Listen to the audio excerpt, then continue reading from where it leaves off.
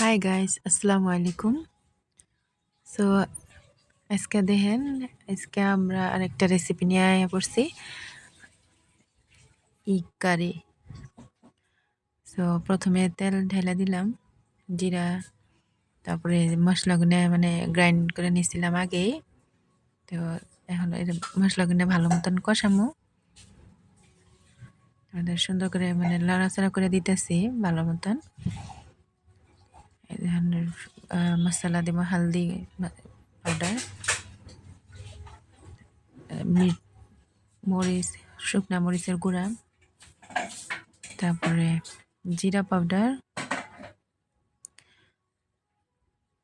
এখন এটা সুন্দর করে মিক্স করে দিব আর কি।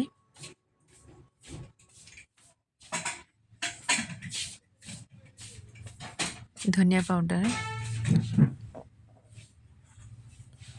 সো কষানে মানে ঢাইকা দিলাম আরো ভালো মতন আবার নিগে।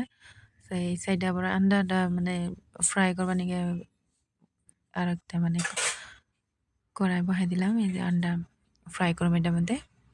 সো মটন ডাইলা দেওয়া হয়েছে অলরেডি, মটন দিয়া মানে বানানি হব। সো নিমখ দেওয়া হয়েছিল না, পানিটা দিয়া মশলাটা আরো সুন্দর করে মানে জাল হওয়ার পরে আন্ডাটা মানে দিয়ে দিব অল্প করে। গ্রেভির নিগে পানিটা দিয়া হয়ে গেল গা, ঝোলের নিগে ডিমগুলো মানে ভাজা হইতেছে উল্টা সাইডে মানে দেওয়া হইতেছে উল্টায়া। এসে দেখেন মানে পুরা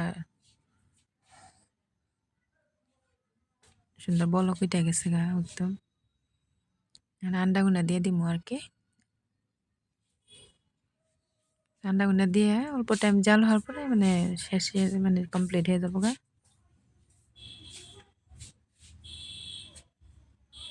ধন্যবাদ সবাইরে আমার ভিডিও দেখার জন্য, সাবস্ক্রাইব করবেন আমার চ্যানেল আরো বেশি বেশি ভিডিও দেওয়ার জন্য। Thank you.